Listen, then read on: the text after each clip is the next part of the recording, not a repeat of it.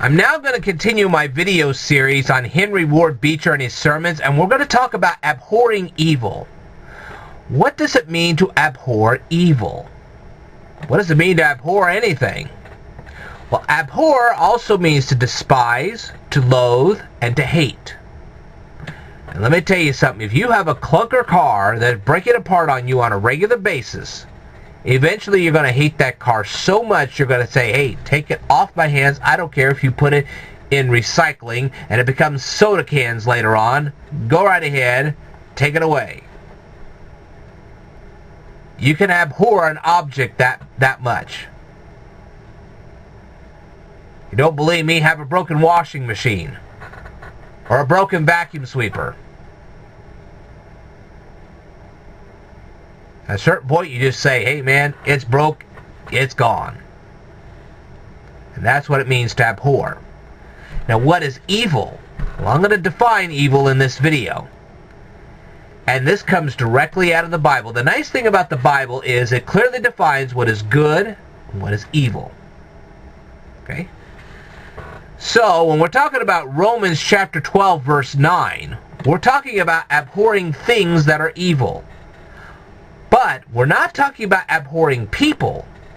We're talking about abhorring things, particularly bad behaviors. Let me tell you something. You can have a drunk driver in your family. You can love him to death, or her. It doesn't matter, either one. You can love that drunk driver and still despise their behavior. Love the person, despise the behavior. That's true. So, what is evil? Well, when you stand there and you worship a block of wood, what you're in essence telling God is, He didn't create you, the block of wood created you. What do you think God thinks about that? He doesn't think much about that. Except, hey, you want to continue worshiping that piece of wood? Well, I got an answer for you. There you go. So, now what about the Sabbath day? What was the big deal about that? Well, you see, what people were doing back then, we're talking about Old Testament times here, was they were working 7 days a week to meet their basic needs, which was a roof over their heads, clean clothes, food to eat, that kind of thing.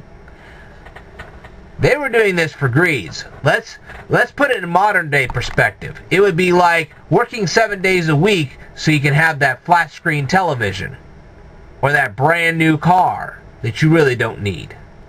You need a car, but not a brand new off the factory sales floor car. You can get a used one for half that price. And usually it'll still work. Okay? This is when you go out there and you buy the latest dishwasher or washing machine, or, you get all the things with the fancy features and buttons and you name it, and you have all this wonderful extra cable. Really, you're going to spend that much time watching cable television? Don't you have something better to do? See what I mean?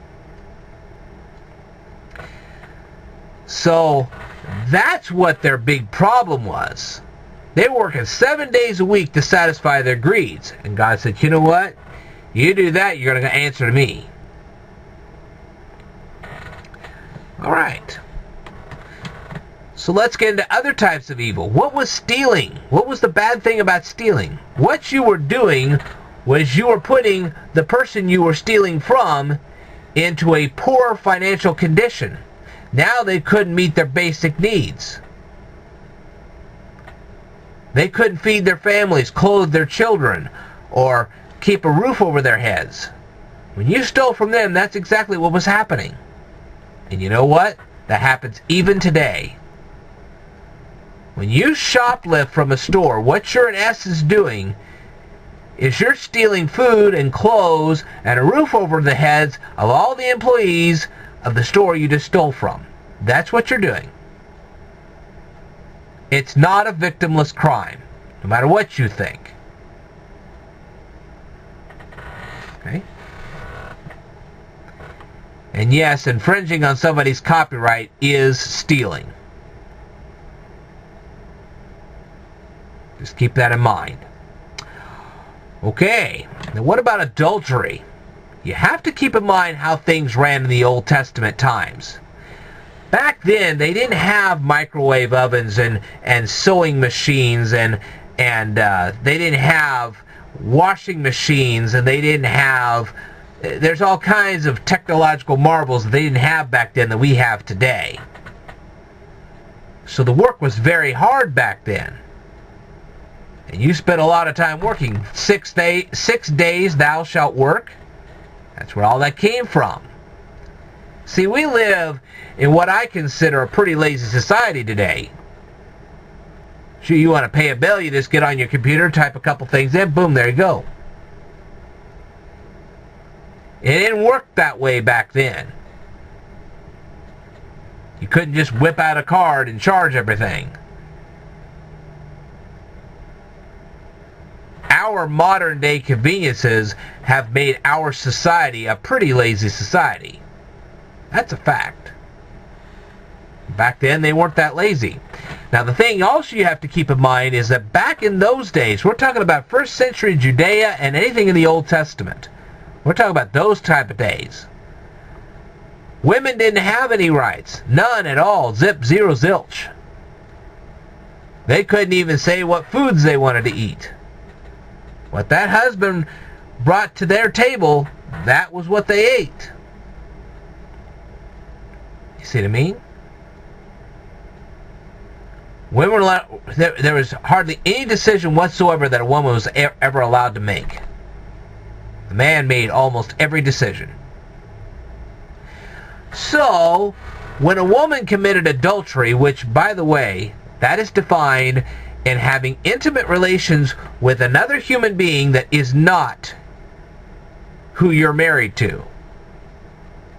So you're married to one person, but you're having intimate relations with somebody else. That's adultery. What you were in essence saying was, number one, you are a pretty lazy person, because if you have that much time to do that, then you're probably living the life of luxury. Which was kind of a bad thing back at that time, because in order to have that much time to do something like that, you would have to have somebody else doing all your chores.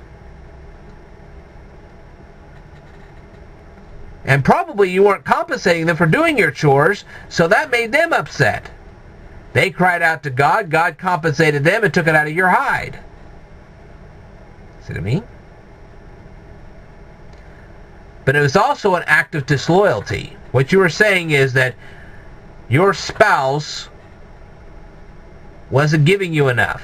You were literally insulting your spouse and showing how lazy you were all at the same time. That's pretty bad. Okay. Now then, you say, well, what about the act of fornication? This is when you're not married and you have intimate relations anyway. Well, for one thing, to have enough time to do all that, well, that was a pretty lazy thing to do. And not only that, but you were saying, hey, I'm not going to be loyal to anybody. Which was a disloyalty thing all over again. See what I mean? So that made it pretty bad. Alright, I'm going to check my notes here. Now another thing is, so whether you were committing adultery or fornication, what you were doing was you were literally putting your family in danger. Say, why is that? Because women couldn't inherit anything at all. Only men could. That's why the women were so desperate at that time to have male children, because they were the only ones that could inherit anything. So if a woman at that time did not have a male child, and their husband died, or their lover died, whatever, they'd be on the streets destitute forever. And if they were caught in an act of adultery or fornication, well, their lives were prematurely terminated. if you get my meaning. And this is the reason why. Okay? Now, another thing you have to keep in mind was that when people were practicing idolatry back then, they would have rituals involving intimate relations, if you catch my drift. So in other words, when you were practicing fornication or adultery, it was leading you one step closer to idolatry. If you're going to do it on the home front, why don't we just go over to the pagan temples and do it there too? So now you weren't just fornicating, now you weren't just committing adultery, now you were committing idolatry too. Well, God would put a quick end to that. See what I mean? Alright.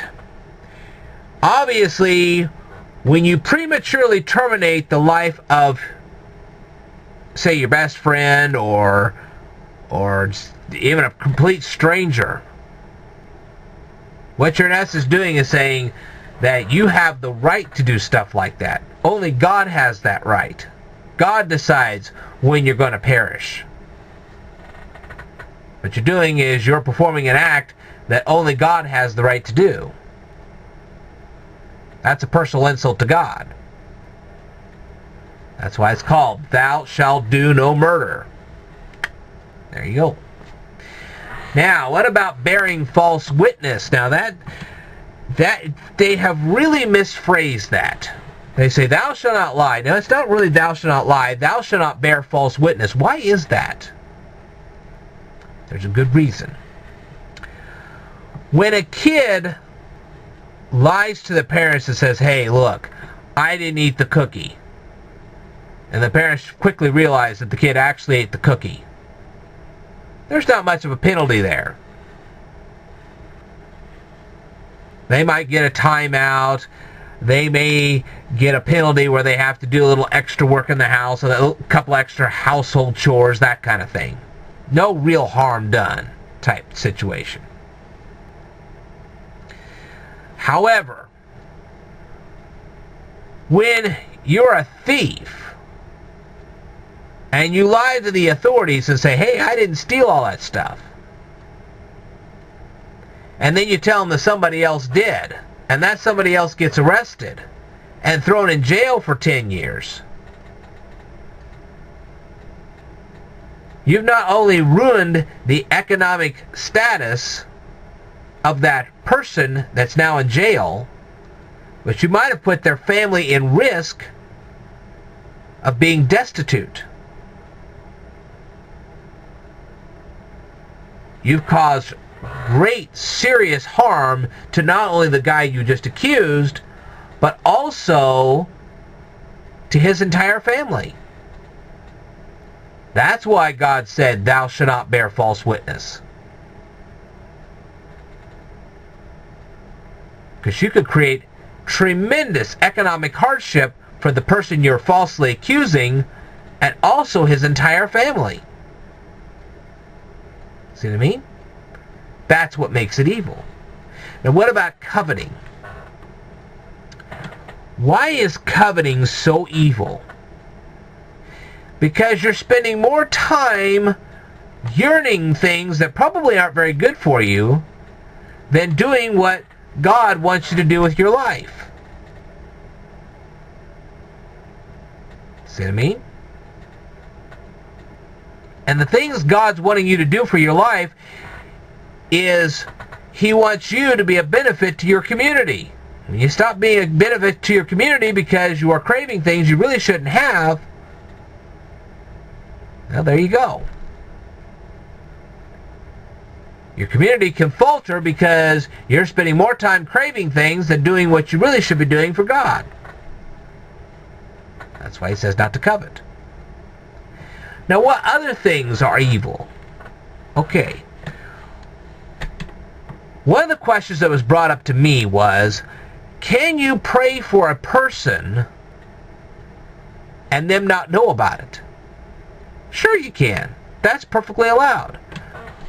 When I was talking about stop saying "I'll pray for you" and start saying "I'll pray with you," What I was saying was that people too often say, I'll pray for you as a brush off.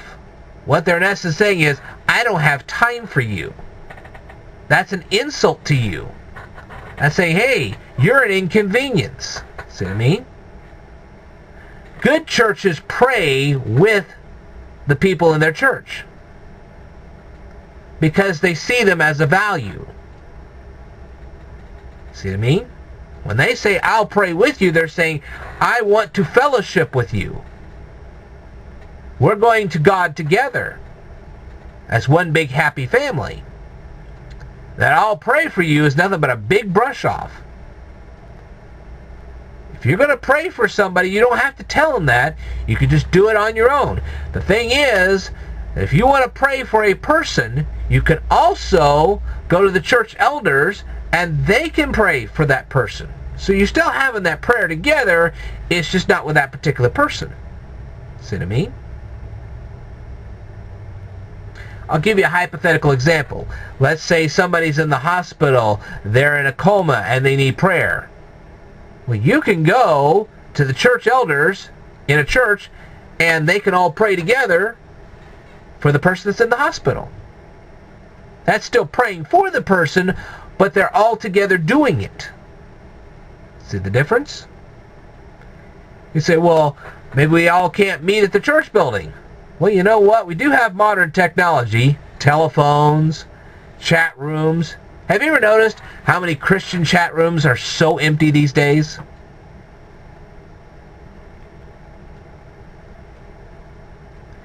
Imagine what would happen if those Christian chat rooms were as full as what they should be. I bet God would move mountains then. Now here's the final thing that's evil. When you see somebody who is in a poor economic shape and you talk to them, you get involved in their life, and you find out that the reason they're in that poor financial shape is because of their lack of education, and you refuse to help them acquire a better education, and believe me, 99% of the people in this world can actually learn. They may have different methods, but they can learn. I've worked with all kinds of people. Let me tell you something. They can learn. You just have to figure out how they do it. They can learn if they want. When you stand there and you have an ability to help them acquire additional information which could get them a higher paying occupation, and you refuse to do it, then you're depriving them of the ability to get themselves into a higher living standard. Let me tell you something. God cannot take somebody who has no better skills than a street sweeper and make them into an accountant or a doctor or a mechanic or anything like that. Because God cannot put you in a position which gets you that higher paying income when you don't have any job skills. Doesn't work that way. And you say, well, I've been in churches of 300-400 people, and most of them have no better than a high school education. Well, you know what? There's a solution for that. It's my YouTube channel. You watch my videos, you learn from them, and then you can get that education. And once you all have it, you can then all share it. Why do you need accounting? I'll tell you exactly why you need accounting. Because one of these days, and they've been working on this in the government for years, and you can research it for yourself, one of these days, they propose to have you take your Social Security and throw it, at least some of it, maybe not all of it, but some of it, into the stock market. You can find this out for yourself. All you have to do is Google stock market and Social Security, and you'll see that they have plans to get you to throw your Social Security into the stock market. They want you to manage your own retirement. Get the picture? Now, how are you supposed to invest in companies if you can't read their financial statements? You can't. That's why you need accounting. Why do you need accounting? Because of this new Obamacare. You need to understand what they're doing, so you can understand the bills they're giving to you. and where the money's going. That's why you need to understand accounting. Why do you need to understand computer tech? Because when your computer breaks down, you don't have to wait until the next morning to get it fixed. You can fix it yourself. Really. As long as you got a few spare parts in your house, you can just fix it yourself. No reason to involve anybody else. Why do you need to understand high-level mathematics? For the same reason you need to understand accounting. Now, why do you need to learn how to speak Italian? Well, our European languages are Romance languages. They come from Latin. If you understand Italian, there's a good chance you'll also understand Latin. And if you understand Latin, you develop great big verbal skills that make you more employable. Besides, you can read higher level textbooks that way and acquire better paying occupations. That's why. See what I mean?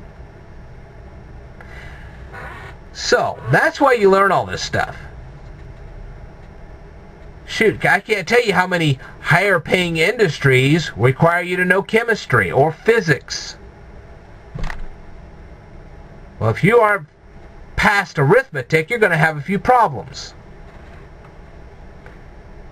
And how are you going to read an employer manual if you can't get past Dick, Spot, and Jane? See what I mean? A lot of information there. Okay. So that is why, let me tell you something. When a church assists you into getting into a higher paying occupation, then you will feel so grateful to that church that you will start tithing. And when you start tithing in a big way, that augments the financial condition of the church, makes it more capable of serving the needs of the community. So when they invest into you, there's a good chance you'll invest back into them. And that's exactly what God wants you to do.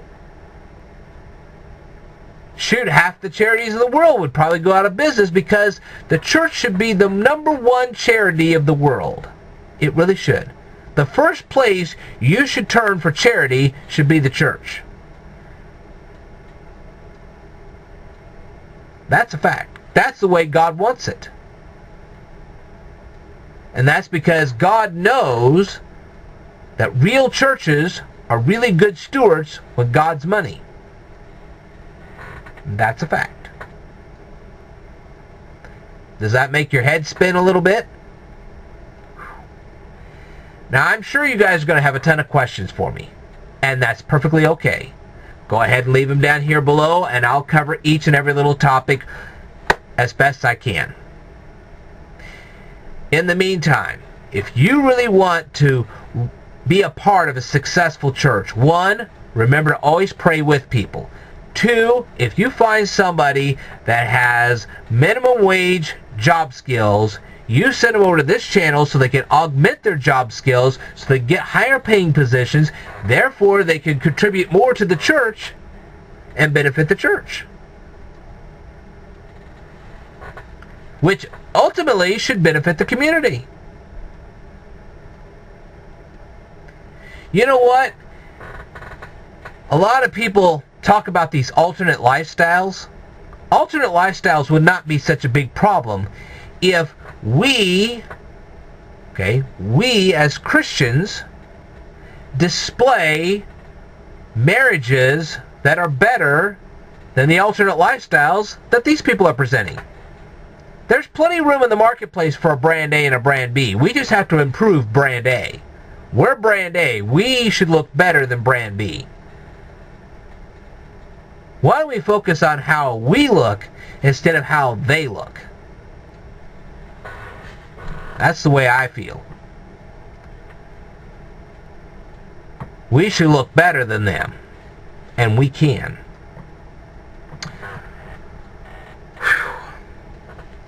If you really want to adopt the Christian mentality, then what you do is you tell the young ladies, let me tell you something, that one-night stand was not a mistake. And what you have is a baby.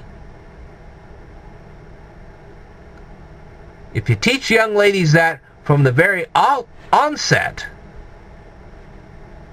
well then, the issue of abortion would just dwindle. It probably wouldn't completely go away, but it would dwindle quite a bit. See what I mean? So,